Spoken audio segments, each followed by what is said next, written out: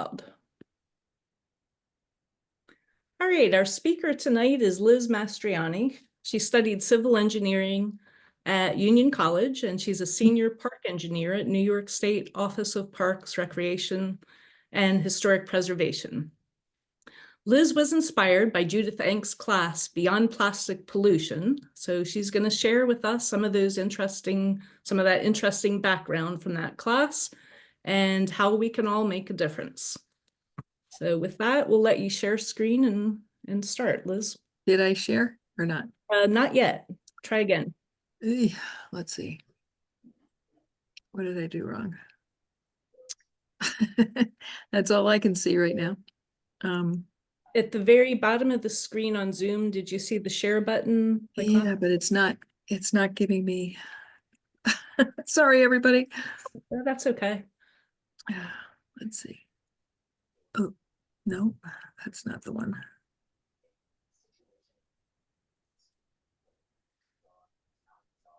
Did you make her a co-host, Sarah? I did, yeah, and we actually Okay. did it 5 minutes ago, so Okay.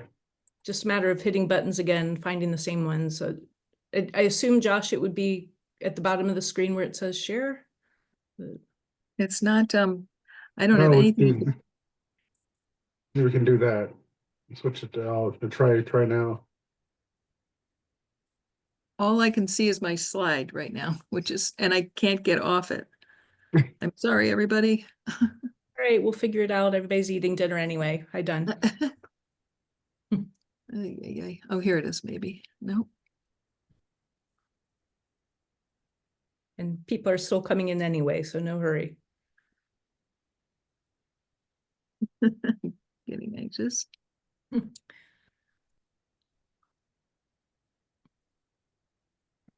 Ugh. So the winter last time when we did it.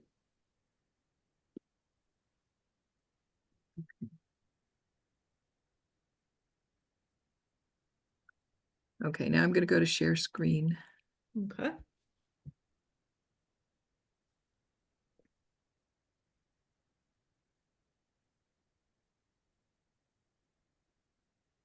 There you go.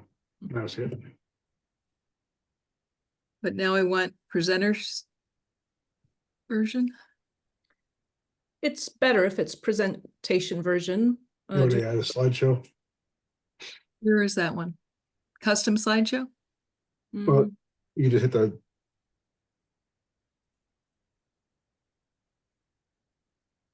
Yeah, or where you were, like from beginning, that'll kick off the slideshow.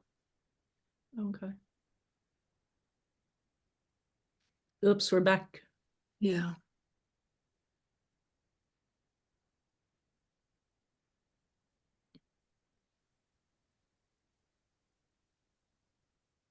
Sorry about Yeah, you this. can just click on the bottom orange bar there at the right. There's a button right next to the slider. The other side of the slider, yeah. And keep going. All the way to the right.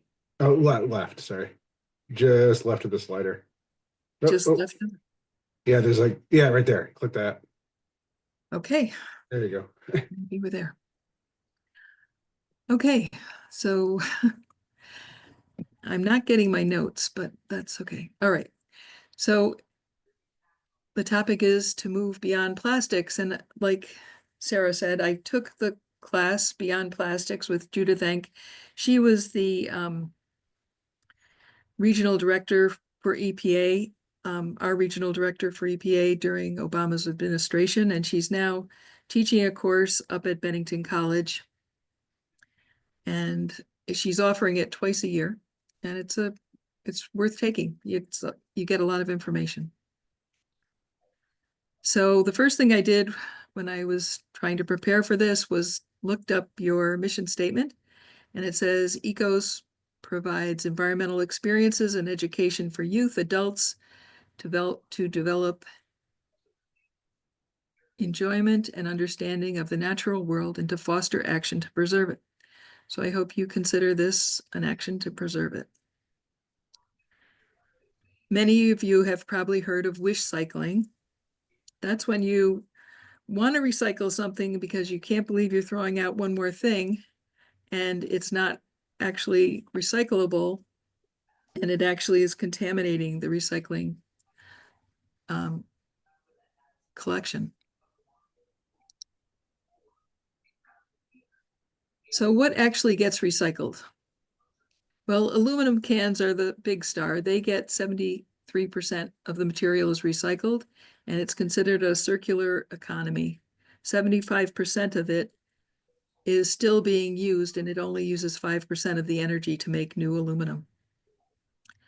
Paper does well as well. Also, it recycles 68.2% of cardboard, and newspaper 64%. Steel, you can recycle up to 60% in 2022, and glass recycles about 30%.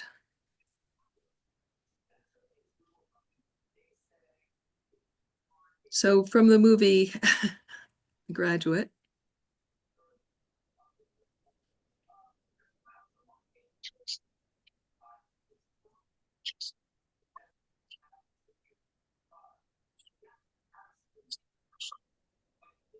plastics. It's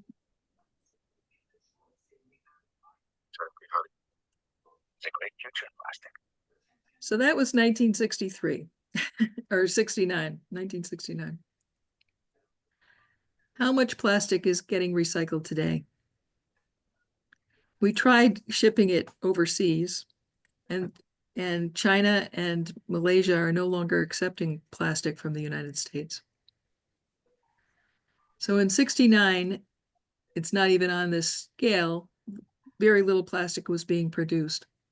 As you can see, plastic is still well under 10%, closer to 6% being recycled.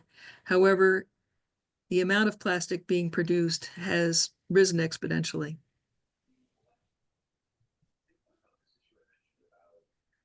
What gets recycled? So we've all seen these crazy little triangles on the bottom, or tried to find the crazy little bottle on the bottom of our plastic container.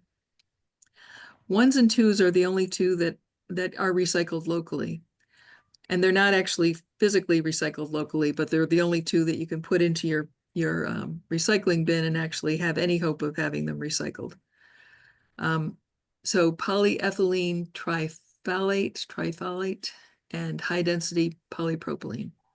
Terephthalate. Are you a Terephthalate. chemist? I actually have a degree in materials. Okay, good.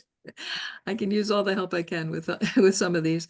PVC is often used in pipes, as well as other materials, shower curtains. Low density polyethylene is used for plastic bags and 6-pack rings. And polypropylene is used for auto parts. Polystyrene, also known as styrofoam, and then other plastics. And one of the things that we're going to discuss is how many layers in a lot of our plastics there actually are. Many things have multiple layers of different types of plastics. So I actually called Schenectady to find out, which is where I live, to find out what kinds of plastics they recycle. They really couldn't give me an answer, so they sent me on to Albany. And that recycling person couldn't really give me an answer either, but she said that the quote unquote blocks are ones and twos. Everything else is just waste. And in 2022, there's a Coca-Cola PET recycling plant. 30% of their material was wasted right off the bat, and then a third of it was thrown out due to contamination. So why is plastic so difficult to recycle? Well, as I showed with that other slide, there are multiple types of plastic, and it's sometimes pretty difficult to find the triangle or to differentiate the type of plastic. And the different types of plastic all melt at different temperatures. So it's difficult to transform them back into some other usable material. Polystyrene, number 6, black plastic, and number 3, PVC, are the most difficult to recycle. And that's because they're some of the most stable. Black plastic, though, has recently been making sort of been getting a lot of notoriety. It is often made with fire retardants, and some people have plastic spatulas in their kitchen. Those plastics have fire retardants or even possibly e-waste in them. Let's see if I can get this guy to go. Okay. That's why at America's beverage companies, our bottles are made to be remade. We've designed our bottles to be 100% recyclable, including the caps. They're collected and separated from other plastics so they can be turned back into material that we use to make new bottles. That completes the circle and reduces plants. Well, you know, we sometimes turn it back into new bottles. Sometimes it goes here. But don't worry, only 92% of plastics end up here. If you're wondering what to do with that empty bottle, just put it in your nearest recycling bin and it'll get sent here to us. So we can try our best to recycle it. This is one of the videos from Beyond Plastics. That's why at Ah. America's beverage companies. Now I have to go on. Ugh. So what are some of the solutions to reduce plastic waste? Well, the first one is to try to eliminate single-use plastics. The second one is to try to use water refill stations or other stations. There's actually a recycling, there's a facility in Troy where they will refill bottles. I haven't been there yet, but it seems like it might be worthwhile to go there. Using reusable containers over and over again. My husband sort of cringes when I bring my container to a restaurant if I have leftovers, though, and at least I'm not walking out with more plastic. So that's a plus. If you have a choice of a plastic bottle or aluminum, go for the aluminum. As we saw, aluminum gets recycled pretty quickly or over and over again. And then the last option is to try to purchase without multi-layers of plastic. Many things are wrapped and rewrapped, and inside there's even more wrapping of plastic. So after the election this past year or earlier this month, I decided I'm probably not going to influence the federal government, but I can at least try to act locally and think globally. And one of the things that I'd like you to consider is your local legislation. And New York State has a New York State Packaging Reduction and Recycling Infrastructure Act that they're trying to pass. Trying to get rid of this. But it's an act to amend the environmental conservation. It's hard to see. Sorry about that. It's legislation that we're trying to get passed locally that would be actually statewide, and New York State would be one of the first to actually enact such legislation. And some of the things that this would do, this bill, it was passed by the Senate in June of this year. It would enact an amendment to the environmental conservation law to require companies selling, offering for sale, or distributing packaging materials and products to register with a packaging reduction organization to develop packaging reduction and recycling outlets. This has yet to pass the New York State Assembly, and so that's our next cause, is to try to get the New York State Assembly to act on this. One of the things that this packaging reduction bill would do would reduce plastic packaging by 50%, and it would be gradually over 12 years, and it's a step procedure that they would try to follow. And it would put the onus back on the producers of the plastic.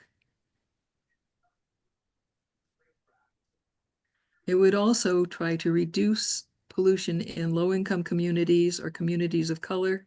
So it's really an environmental justice action where often the plastic is packaged or produced and put in landfills and incinerated. And these are locations in New York State. The packaging reduction ban would also make it safer for all New Yorkers for their products. So many of us have seen these plastic slash sort of a metallic container that you often get either chips or kids have these Go-Gurts and other things. There are all kinds of materials that are part of that packaging.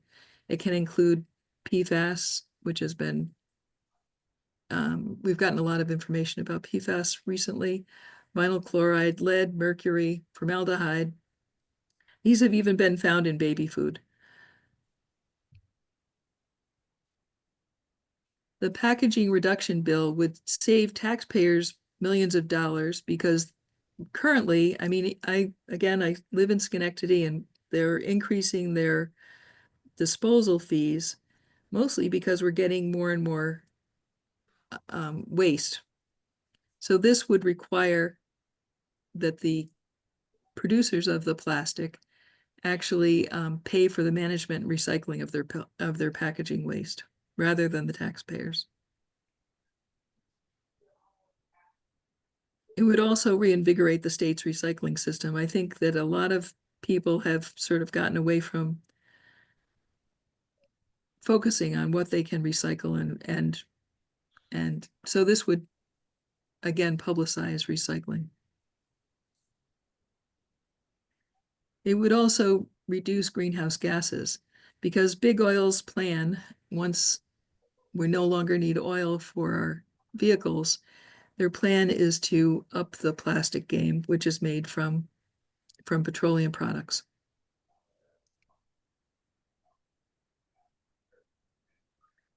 Some of the things that you can do, so you can support bans on single-use plastic. You can carry your aluminum bottle. Bring recyclable containers. Purchase and replace plastic bottles with aluminum cans. Purchase products that don't have single use. Learn about your actions and also try to educate. I saw this sign at one of the state parks and I found it really interesting because it has all these different materials and it gives sort of a timeline or a life cycle of some of these products. And I was surprised to learn that dog waste bags last for 3 months to a year. I don't understand why people use dog waste bags and then throw them in the woods, which I see on a fairly regular basis in Spa Park. But it gives you an idea. I think people don't really understand just to be educated about materials and how they decompose. I would highly recommend that you look at the Beyond Plastics website, and there are going to be 2 trainings coming up in the next month or so. One is on the ABCs of action, and the other one is sort of gives you an overview of plastic advocacy, against plastic advocacy.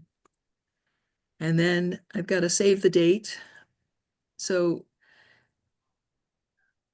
in May of this past year, my husband and I went to this rally. And I don't know if you can see this in this picture, but this one family collected their plastic waste for 1 month. And it literally was, I think it was like 12 feet long. It was huge. Oh.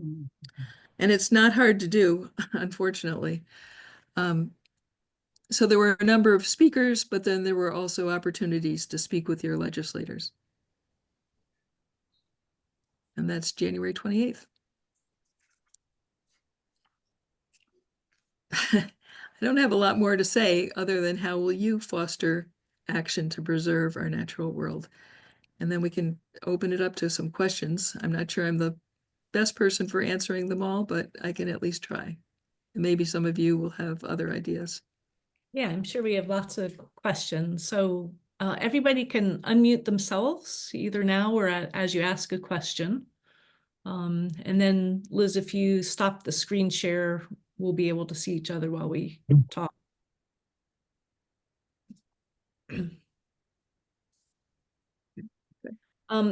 Before we start with the questions here, there were some in the chat, and I think it was Sandra Bonville said, if all plastics with the chasing tail symbol are put into the recycling bin at the curb, how do they separate number 1 and number 2 at the waste facility?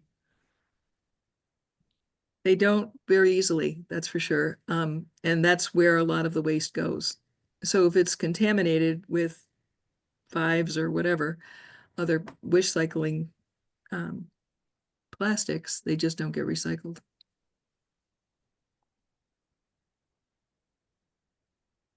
Did post, I remember there was a early episode that show Undercover Boss, where it took place at the waste management sorting facility. So there's videos there that kind of show the, it's obviously not the point of the show, but they do show that facility. Wait, Josh, where was that you see a Oh, video? I put a link in the chat there for them. It's probably not the whole episode, but there's a YouTube link. Most of the Yeah, plastic definitely they pay people to go through and sort it. most of the plastic that does really get recycled though are with our 5-cent refunds. So if there's a recycling, a 5-cent deposit, that's where it's really really sorted. Okay, Crystal asked, she says, where we live in California, our waste management accepts 1 through 7. Are you saying that they probably also just really recycle 1 and 2, or is that a local thing here? Well, I think Crystal should try to find out. That's really what I would say. I don't know what happens to it. And I did go to California last year and was sort of surprised that everything got quote unquote put into one bin. Yeah, it would be good to research it out because you're right, every state has their own ways of doing things. Put it that way. That's Until why a couple years. Oh, sorry. Go ahead. No, go ahead. I was gonna say up until a couple of years ago, China was accepting just massive amounts of plastic to recycle, and then they've as a whole decided that it's not worth the money doing that, so they've just stopped. And so largely for that, there's just no place for it to go.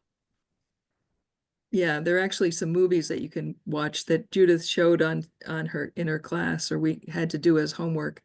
And it was pretty amazing the amount of pollution that we have thrown around the world, literally, to these poorer countries that would try to recycle plastic. In Denmark, where I come from, they have a 4 times as higher rate for what's the word I'm looking for? They like for a bottle over there, they get 25 cents deposit, and that kind of makes people make sure that it gets recycled the right place. When you have 5 cents is just way too little. Well, you're right. It hasn't kept pace at all. No. And another thing, my son was in Switzerland and he was talking to people and they said, what are these red cups that everyone has in all these American movies? And he thought it was a joke. And then he realized that no, they don't really sell solo cups in Europe because they're considered waste. And they couldn't believe that they were, just throwing them away. So it is kind of a weird, it's our throwaway society. Well, and also all this takeout food, they should really make the takeout be usable again, and people should pay for those things. People would learn to if you had to pay, but people who go out to eat or take out, they're the ones where the garbage is overflowing, and people who cook at home, and so they have much less, and therefore I think people should pay for the amount of disposable they have every week rather than just one flat fee. Yeah, and one note, you did mention reusing containers. One caution there is the polystyrene ones, so then the number 6, that the styrene is fat soluble. So if you reuse it many times with oils or fats in it, especially if you put it in the microwave, those styrene monomers are coming off into the food, and that is a likely carcinogen. Doesn't happen with some of the other polymers, but especially the polystyrene, you do have to be careful with. That's another topic, just to look at the amount of microplastics that are in the environment, either in humans or animals, or they're finding that it's even crossing the placenta, so that babies are born with plastic. It's pretty pervasive. Ugh, it's all over the world. I think Luann has a question. Tell me if my audio cuts out. It's a workbook, and sometimes that happens. I don't eat out a lot, but for the past 5 years, whenever we go out to eat, we always bring containers with us. We don't bring polystyrene containers. We bring containers with lids. And almost every server has said, that's such a great idea. What my question is, when you were going over the statistics about the recyclability of different materials, does that mean we shouldn't use glass because it's such a low percentage of recycling rate? It's another one of those items where you should look to see where and how it can be recycled. I mean, so a lot of people use glass in their homes for storage, and that obviously makes sense. Or if you have a glass bottle that you're recycling with your 5-cent deposit, that will be recycled. At the farmer's market, some of the food dealers will actually take their glass bottles back, others won't. So it's worth just checking out to see who will take what. And one perspective there too is glass is generally inert. The only real reason to push for recycling glass is to save the energy on making new glass. But yeah, it's basically is just quartz in the end. It's not active in your body. There's not doing anything. So even if it doesn't get recycled, it's better off. But having it and using it isn't a bad thing, right? I'm not talking about putting it in the recycling. I'm talking about like just having it for everyday use. Right. Yeah, that's glass isn't really the concern. It doesn't break down and make microplastics. Thank you. So yes, keep using glass. So this is mysterious to me to picture where these, I put it in the recycling bin and it's gone. Where are these places locally? And are they places that like school groups could visit or? They can. Okay. But most of them are transfer stations. So, they're transferring materials from one place to the next. So in Schenectady, for example, they transfer it to a place in Albany, and I'm not sure where it goes after that. But again, my son did go on a recycling tour in Schenectady someplace a couple of years ago. Okay, so the actual smelting of materials and stuff is definitely not happening in Schenectady. It's not local. It might be happening in Albany, or I don't think so. it's just transferring somewhere else. Yeah, I think no, go ahead. Does someone know? Well, I've either seen it or I've seen pictures of the one in Albany. They're sorting it there. They're not processing it, but they're sorting it so that it can go to places theoretically that would process them. I don't know about the Schenectady plant at all. Yeah, and there's always that question of, it feels good to put something in a recycling bin, but all the fuel taken to transport this stuff elsewhere.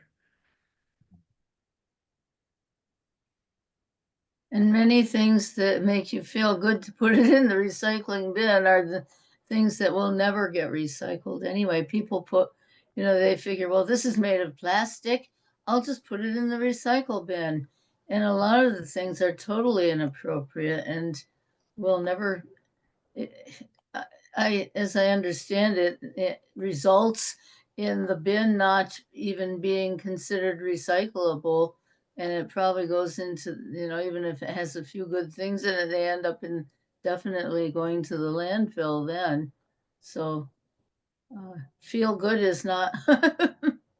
Relative. So, but Nespresso has done such a good job with their marketing. People want to use their pods because they go back and get recycled. You take them to UPS, but of course those pods are not clean. They have coffee grinds in them. And then I imagine that whole process with using dirty aluminum is, requires probably higher smelting and so forth. Aluminum is easy. With cleaning it, with the Yeah, spent some time at Boeing, and there, like the Washington State doesn't have the return, so Boeing actually collects soda cans because it's the aluminum 3003, and basically when you take up the melting, like they call it a different alloy because the contaminants are a little higher, but you could basically just melt it all. Oh, really? And there's not enough crap in there to make it fail the chemistry inspection. So aluminum is great. Like you just heat it back up and then it turns into planes. Oh, good. But I've often wondered, all the hot water you waste cleaning aluminum cans and so on, does it really pay off in the long run with like mayonnaise jars and things? It takes a lot of hot water to get them clean. You can't do it with cold water. It'd be nice to see some debit and credit sheets on all of these things. Yeah.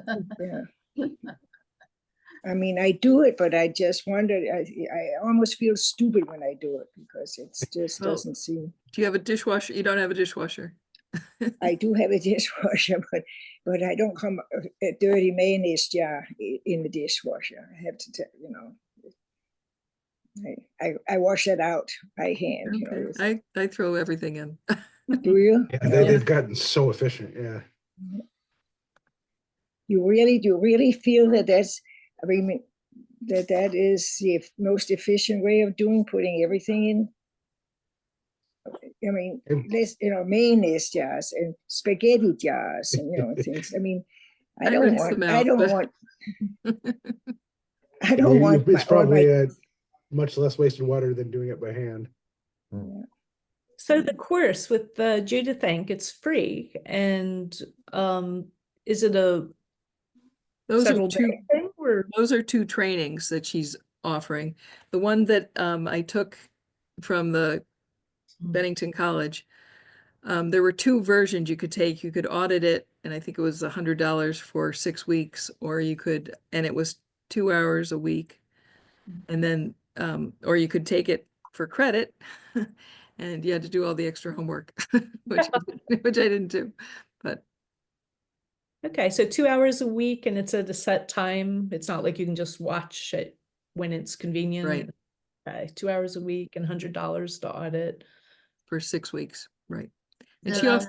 she just finished one. She's going to do another one, I think, in the spring. Are they Excellent. done on Zoom so you don't have to drive over to Bennington College? I don't even know if she physically is in Bennington College. I know that it's done by Zoom. All right.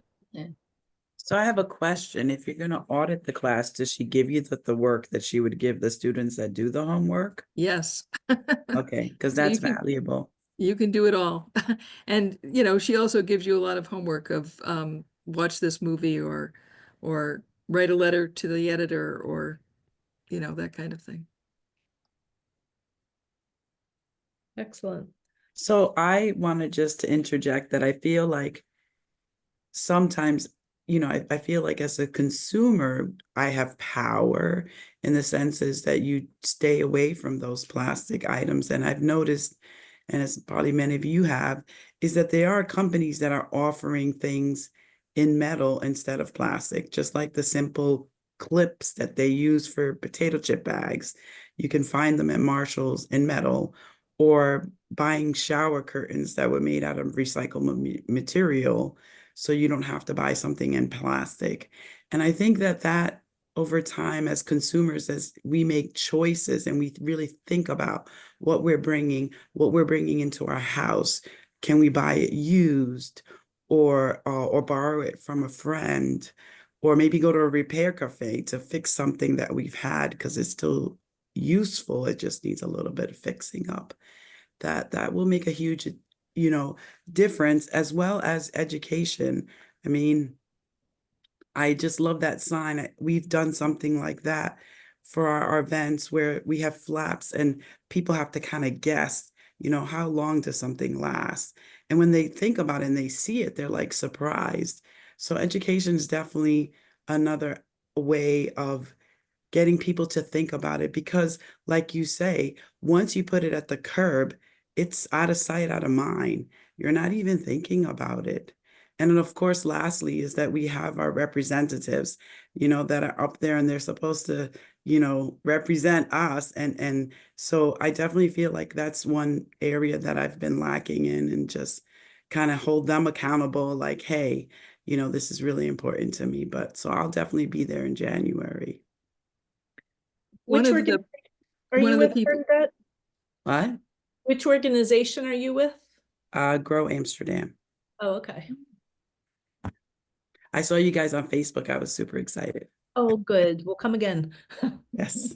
One of the things that, so one of the reasons Judith is really promoting the legislation is that it takes, each one of us individually does something, and I feel like I'm making a difference by some of the choices that I make. But I'm not hitting, probably, just looking on my street, I'm probably the only one that's really consciously trying to really work on what I'm recycling. And granted, I live in a neighborhood that has a lot of renters and people that don't have a lot of choices necessarily. So that's why the legislation would actually put the onus back on the producers instead of the people that are purchasing it, that don't have a choice when they have 3 layers of plastic in order to, buy a screw or whatever it is, that you're buying. Wait. One of the people that that Judith was talking about was Angelo Santa Barbara. She said she thought he was probably one of the most, we would probably be able to affect his vote if enough of us contacted him. He's a scientist. He was a physics major. People that are educated, that care about the environment, will have a better chance of motivating. That's good information, Liz. Yeah, Nikos does have a decent relationship with him too. It's his member item was one of the big fundings for our planned new building. Yeah. that Oh, we're good. working on in Schenectady. Yeah. You run into him wherever we go. He's all around. He never misses any meeting. We went to a meeting for food insecurity, and both he and his wife were there the other night. He's really so writing to him. You think that's about the best we can do? Yeah. Right, like it passed the Senate, which is really pretty huge. Yeah. Anything else? Any other questions, comments? These are all good points and really interesting and inspiring. The Thank you. event on January 20th might be the antithesis for some of us who are a little bit nauseated by the imminent inauguration on that date. So it might be a nice way to stand in support of something that will keep all of us going. Was that It's on the January 20th or 28th, It was actually. at 28, yeah. Yes, I rescind my comment. But But if we could, we still need it on the 28th. exactly. So how would we find out more information about that event, Liz? I would recommend that you go to the Beyond Plastics website, Okay. and she has a lot of information there. She also has a lot of reading material, and I just noticed tonight actually that they have recommended books. So they call it a book club, but I think that they're talking about recommended books that you might want to purchase, and a lot of them are for young people as well as older people. So all people. If you're Excellent. buying gifts and that soon, you might consider those. Okay, any other comments? Well, thank you so much. It was very interesting. Yeah. Good job. And we will not have a speaker in December. We have a holiday party where it's a regifting sale where you shop your back closet and find those candles that you want to bring in, and somebody else will love them. And it's surprising what they bought last year and people appreciated. So that's going to be at the Senior Center on Thursday, December 12th. In January, everyone's welcome to that, not just Yeah. members. So. Yeah, not just members. It's open to the whole community. It's kind of like an open house. Bring a little finger food, socialize, and find good stuff, or bring stuff from your own closet. Time does it start? 6 to 8, I believe, right, Josh? Yeah. Yeah, and you can always check our website for the post, ecosny.org. That was very successful last year.